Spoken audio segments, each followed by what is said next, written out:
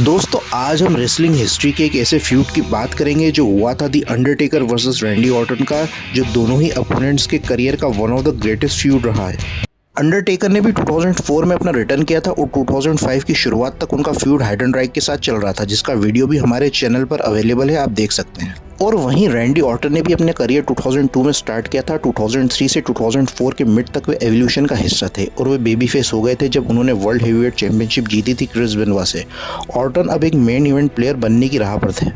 Undertaker versus Randy Orton का पहला आमना सामना हुआ था स्मैकडाउन में 2002 के एपिसोड में, जो मैच था अनडिस्प्यूटेड डब्ल्यूडब्ल्यूई चैंपियनशिप के लिए।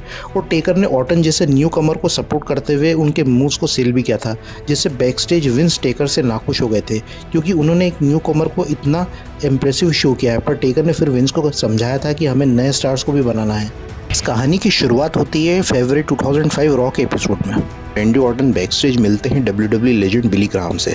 ग्राहम या ऑर्टन से कहते हैं कि पिछले रेसलमेनिया में उन्होंने बहुत अच्छा किया था और इस साल भी उन्हें कुछ ऐसा करना चाहिए जिसे किसी रेसलर ने अभी तक नहीं किया। तो ऑर्टन यहाँ डब्ल्यूडब्ल्यूई मैगजीन को उठाकर जिस पर अंडरटेकर की पिक्चर होती है उसे पॉइंट करके कहते हैं कि वे ऐसा करके दिखाएंगे जो अभी तक किसी ने नहीं किया। अंडरटेकर की रेसलमेनिया स्ट्रीक को वे तोड़ेंगे। और मार्च 10 स्मैकडाउन के एपिसोड में भी अंडरटेकर ऑर्टन के चैलेंज को एक्सेप्ट कर लेते हैं। फिर इसका कॉन्ट्रैक्ट साइनिंग सेगमेंट होता है स्मैकडाउन के एपिसोड में। यहाँ ऑर्टन टेकर को स्लैप कर देते हैं और यहाँ टेकर के पावर से डर के ऑर्टन वहाँ से भाग गए थे। फिर अगले हफ्ते रॉ के एपिसोड में ऑर्टन अपनी on screen girlfriend Stacy Keibler को प्रपोज करने वाले थे और उन्हें वे एक टी शर्ट देते हैं जिसमें उनके लेजेंड्स की लिस्ट होती है।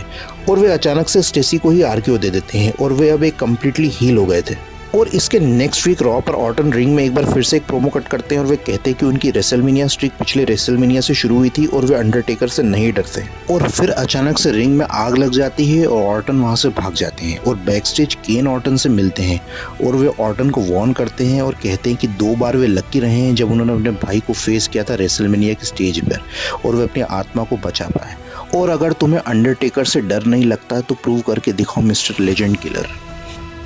और अगले हफ्ते स्मैकडाउन पर रैंडी ऑर्टन के पिता बॉब ऑर्टन रिंग में आकर अंडरटेकर से रिक्वेस्ट करते हैं कि वे रैंडी के साथ ज़्यादा सख्त ना रहें। तभी पीछे से ऑर्टन टेकर पर अटैक कर देते हैं और उन्हें आरकेओ दे देते हैं और ये एक ट्रैप था। और जब रेसलमेनिया 21 में इनका मैच होता है तो इनका मैच बहुत शानदार था। यहाँ मैच को देखकर ऐसा लगा था कि शायद टेकर की रेसलमेनिया स्ट्रीक एंड हो सकती है और मैच में बॉब ऑर्टन भी इंटरफेयर करते हैं। पर फाइनली टेकर ने ऑर्टन को रिवर्स करके पिन किया और टेकर की रेसलमेनिया स्ट्रीक हो जाती है 13-0। और मैच इतना शानदार होने के बाद टेकर वर्सेस ऑर्टन के फ्यूड को बढ़ाया गया था और रैंडी ऑर्टन को स्मैकडाउन ब्रांड में ड्राफ्ट किया गया था। फिर जून 16 स्मैकडाउन के एपिसोड में JBL और उनकी टीम क्रिस बेनोआ को घेर लेती है और यहाँ टेकर आ जाते हैं और JBL वहाँ से भागने की कोशिश करते हैं। तो टेडी लॉन्ग वहाँ आकर JBL का टेकर के साथ मैच बुक कर देते हैं स्मैकडाउन के main event no disqualification match में। और जब अंडरटेकर एक बार फिर से JBL पर भारी पड़ रहे थे तब अचानक से रैंडी ऑर्टन सरप्राइज करते हुए आकर टेकर को आरकेओ दे देते हैं और JBL यहाँ टेकर को हरा देते हैं। और इत्तेफाक से जब भी अंडरटेकर JBL को हराने वाले ही होते हैं तब तक कोई टेकर को जीतने नहीं देता है और क्राउड की सिंपैथी अंडरटेकर से हो जाती है और टेकर अपने चैंपियनशिप अकम्पलिशमेंट से ज़्यादा स्टोरी क्रिएटिव मैचेस का ज़्यादा पार्ट रहे हैं अगर हम उनकी ओवरऑल लेगेसी की बात करें तो। और ऑर्टन यहाँ कहते हैं कि वे ऑफिशियली स्मैकडाउन ब्रांड के स्टार है और WWE यहाँ ऑर्टन वर्सेस अंडरटेकर राइवलरी को आगे बढ़ाना चाहता था, इसलिए ऑर्टन को यहाँ स्मैकडाउन ब्रांड में ड्राफ्ट किया गया था और यहाँ तक रैंडी ऑर्टन को भी WWE पुश कर रहा था। और अंडरटेकर यहाँ ऑलरेडी एक स्मैकडाउन लेजेंड बन चुके थे। 2005 में टेकर का फ्यूड मोहम्मद हसन के साथ भी चल रहा था और जुलाई 7 स्मैकडाउन के एपिसोड में अंडरटेकर का मैच था डावेरी के साथ और टेकर यहाँ डावेरी को पिन कर देते हैं और मैच खत्म होने के बाद बहुत सारे मास्क टेररिस्ट जैसे दिखने वाले लोग टेकर पर अटैक कर देते हैं और चोक कर देते हैं। ये एक कॉन्ट्रोवर्शियल सा सेगमेंट है जो किसी और वीडियो की कहानी है। और हसन को ग्रेट अमेरिकन बैश में हराने के बाद टेकर नंबर 1 कंटेंडर बन गए थे WWE चैंपियनशिप के लिए। और स्मैकडाउन के एपिसोड में टेकर वर्सेस JBL का WWE चैंपियनशिप मैच सेट होता है और जब टेकर JBL को बस हराने वाले ही होते हैं WWE चैंपियनशिप के लिए तो फिर से ऑर्टन आकर टेकर को आरकेओ दे देते हैं।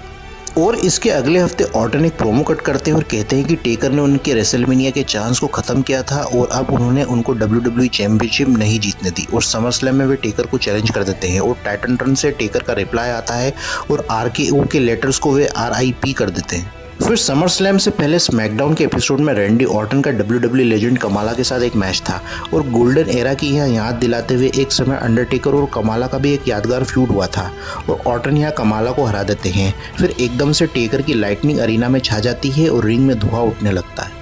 और फिर से टाइटन रन पर लिखा आया था RKO से RIP और टेकर यहाँ अचानक से आ जाते हैं और ऑर्टन को चोक स्लैम दे देते हैं और ऑर्टन यहाँ हंसने लग जाते हैं जब टेकर वहाँ से जाने लगते हैं, जिससे ये ऑर्टन दिखाना चाहते थे कि वे कुछ और हैं जो टेकर को परेशानी में डाल सकता है। और समर स्लैम पेपर में रैंडी ऑर्टन और अंडरटेकर का मैच शो के बीच में होता है और जब उनका मैच होता है तो यहाँ टेकर ऑर्टन को एक प्रॉपर बीटिंग दे रहे थे, जिससे टेकर का एक्सपीरियंस साफ दिख रहा था। टेकर यहाँ ऑर्टन को भी स्ट्रांग दिखा रहे थे जब वो एक दूसरे के मूव्स को रिवर्स करते हैं, पर मैच में अचानक से कोई फैन आ जाता है और यहाँ ऑफिशियल्स को उस फैन को रोकना पड़ता है। इससे टेकर डिस्ट्रैक्ट होते हैं, ऑर्टन को रिकवरी टाइम मिलता है और वे टेकर को ऑर्टन RKO दे देते हैं और जीत जाते हैं। फिर मैच खत्म होने के बाद वो फैन ऑर्टन के पिता बॉब ऑर्टन निकलते हैं और टेकर गुस्से में दोनों के पीछे दौड़ते हैं। और अगले हफ्ते टेकर रैंडी ऑर्टन और उनके पिता दोनों को चैलेंज करते हैं और ऑर्टन और उनके पिता टाइटन टन पर आकर एक चेक को दिखाते हैं और टेकर से रिटायरमेंट की मांग करते हैं और उस चेक की रकम को ऑर्टन का परिवार ही रेस करेगा। और टेकर अपने रिटायरमेंट फंड को एक्सेप्ट नहीं करते हैं और चेक में अपने पावर से आग लगा देते हैं। और अगले हफ्ते स्मैकडाउन पर रैंडी ऑर्टन वर्सेस अंडरटेकर का मैच मेन इवेंट में बुक होता है और मैच से पहले रिंग में बॉब ऑर्टन एक कैस्केट को लेकर आते हैं और उनके मैच के बीच में ही टेकर उस कैस्केट को ओपन करते हैं तो उसमें टेकर की लाश होती है। और उनके मैच में भी बॉब ऑर्टन इंटरफेयर करने की कोशिश करते हैं और रेफरी को बाहर खींच लेते हैं। फिर टेकर बॉब को एक हाथ मारते तो बाहर रिंग से गिर जाते हैं और टेकर यहाँ ऑर्टन को हरा देते हैं। और फिर अगले हफ्ते स्मैकडाउन पर एक फ्यूनरल सेगमेंट होता है जहां पर ऑर्टन और उनके पिता होते हैं और एक कैस्केट होता है। जब वे इसे ओपन करते हैं तो उसमें टेकर का पुतला होता है और कमेंट्री टेबल से भी उसे टेकर का पुतला कहा जाता है। अब या तो यहाँ ऑर्टन ने स्मैक कर रखा था या उनके पिता ने। वो पुतला एक्चुअल में अपनी आंखें खोल के आसपास का जायजा लेता है और आंखें बंद कर लेता है और क्राउड तब पागल हो जाता है जब वो पुतला ऑर्टन को पकड़ लेता है और टेकर यहाँ ऑर्टन को कैस्केट में पटक देते हैं और दोनों बाप बेटे वहाँ से भाग जाते हैं। और इसके following week Bob Orton challenge करते हैं अंडरटेकर को और बॉब ऑर्टन प्रॉमिस करते हैं कि उनके मैच में रैंडी इन्वॉल्व नहीं होंगे, लेकिन रेफरी के नॉकआउट होने से दोनों बाप बेटे फिर से टेकर पर अटैक कर देते हैं और टेकर के धराशायी होने के बाद बॉब टेकर को पिन करते हैं, पर टेकर 2 काउंट पर किक आउट कर देते हैं और ऑर्टन के RKO को भी वे काउंटर करते हैं। बॉब ऑर्टन को पिन करके वे जीत जाते हैं। और नो मर्सी से पहले स्मैकडाउन के एपिसोड में टेकर ने दोनों बाप बेटे के लिए कैस्केट भेजा था और ड्रूड्स जब उस कैस्केट को ओपन करते हैं तो दोनों ऑर्टन्स की लाश उसमें होती है। फिर नो मर्सी पेपर व्यू में 2-on-1 हैंडीकैप मैच होता है जो थोड़ा सिमिलर होता है टेकर के रॉयल रंबल 1998 के शॉन माइकल्स के मैच जैसा। टेकर पूरे मैच को डोमिनेट करते हैं। ऑर्टन को वे लास्ट राइड भी दे देते हैं, पर जब वे ऑर्टन को कैस्केट में डालने वाले ही होते हैं तो बॉब कैस्केट के अंदर से ही फायर एक्सटिंग्विशर टेकर पर फायर कर देते हैं, पर इसके बावजूद वे फाइट बैक करते हैं। पर ऑर्टन टेकर पर स्टील चेयर से वार करते हैं और टेकर को वे कैस्केट में लॉक कर देते हैं और मैच यहाँ ऑर्टन और उनके पिता जीत जाते हैं। ऑर्टन उस कैस्केट को डिस्ट्रॉय कर देते हैं और गैसोलीन डालकर वे आग लगा देते हैं। ये सेगमेंट सिमिलर था रॉयल रंबल के मैच से जिसमें केन ने टेकर के साथ ऐसा किया था। अब ऑर्टन को खुदा भी नहीं बचा सकता। फिर सर्वाइवर सीरीज 2005 में ऑर्टन 5-on-5 एलिमिनेशन मैच का पार्ट थे और यहाँ वे सोल सर्वाइवर थे। टीम स्मैकडाउन ने टीम रॉ को डिफीट किया था और मैच के लास्ट में दूसरे स्टार्स ने ऑर्टन के साथ सेलिब्रेट किया था, पर जब उनका सेलिब्रेशन चल रहा था तो टेकर का गोंग अचानक से बजता है और ड्रूड्स एक कैस्केट को सीधा खड़ा करके चले जाते हैं और वे अचानक से जलने लग जाता है और उसमें से अंडरटेकर बाहर निकलते हैं और रिंग में आकर वे दूसरे स्टार्स को एक एक करके मारते जाते हैं।